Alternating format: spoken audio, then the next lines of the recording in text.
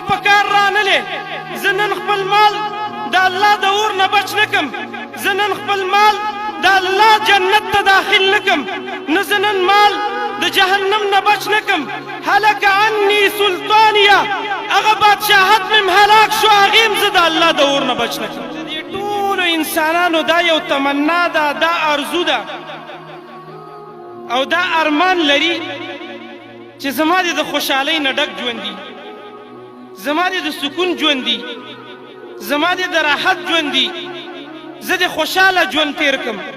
د ټولو انسانانو دا ارزو ده او زمونږ هم داسې ارزو ده داسې ده که نه ده خو زما محترمو طریقې زمونږ مختلفې دي څوک راولګېدل د سکون دپاره دنیا تلاش شروع کړو او دا خبره د هغه په ذهن کې پرته ده او داسې سوچ کوي چې یاره د دنیا په ګټلو سره په دنیا کې به ما ته الله سکون راکوي په بینک بیلنس باندې به ما ته سکون میلاویږي ورځ او شپه دنیا په ګټلو کې مصروفه تېره کوي او د ده ورځ او شپه د دنیا په ګټلو کې تېرېږي صرف په دې سوچ په دې تمنا تېرېږي چې زه بس راحت کې شم خو نه ای زما محترمو په مال کې راحت نشته چا د راحت دپاره د بادشاهت لاره اختیاره کړه چې یاره زه د دې خلکو مشري وکم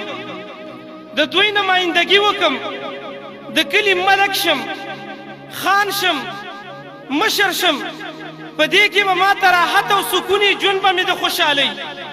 خو نه زما محترمو نه په دې کې راحت شته نه په دې کې سکون شته دا هر څه زمونږ او ستاسو مخې ته دي ډېر بادشاهان موږ وکتل په دې خپل ژوند کې چې راشي په کرسۍ باندې کیني او ځي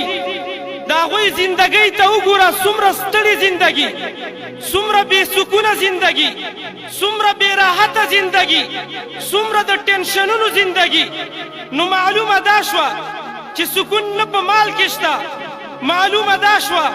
چې سکون نه په وزارت کې شته معلومه دا شوه چې سکون نه په دنیا کې شته که په دې کې سکون وی قرآن کې الله سبحانه وتعالی فرمایي ډېر مالداره چې په دې دنیا کې مال په غلطه طریقه باندې خرج کړي افسوس به کوي ډېر بادشاهان ډېر مشران چې په غلطه طریقه مشري کړي د قیامت په ورځ به افسوس کوي ما اغنا عني مالیه نن زما مال زما په کار رانلې زه نن خپل مال د الله د اور نه بچ نه کم زه نن خپل مال د الله جنت ته داخل نه کم نه زه نن مال د جهنم نه بچ نه کم هلک عني سلطانیه هغه بادشاهت مې هلاک شو هغې م زه د الله د اور نه بچ نه کم نو د دې وجې نه که سکون غواړئ که راحت غواړئ که خوشحاله زندگی غواړئ که اطمینان غواړئ یو څو اسباب ذکر کوم زمونږ د ټولو ایمان دی چې مونږ چا پیدا کړي چا پیدا کړي الله سبحانه وتعالی د دنیا دا نظام دی کومه کمپني چې کوم شی جوړ کړي هغه په هغې ښه پوهېږي که نه پوهېږي مثال په طور باندې ګاډی شو یوه کمپني د هغه ګاډی جوړ کړ او هغه ګاډي دپاره یې دا سیسټم ولګو چې یاره دا ګاډی به په پټرولو چلیږي که یو سړی په هغه ګاډي کې اوبه اچوي هغه ګاډی چلیږي نه چلیږي که که یو سړی په هغې کې ډیزل اچوي هغه ګاډی چلیږي نه چلیږي که یو سړی په هغې کې شهد واچوي هغه ګاډی چلیږي نه چلیږي وایي کپنۍ داسې جوړ کړی بغیر د پټرولو دا ګاډی نه چلیږي زمونږ ایمان دی موږ الله پیدا کړي خو د هغه د مرضۍ نه بغیر ژوند والله العظیم که زمونږ او ستاسو په ژوند کې بیا سکون راشي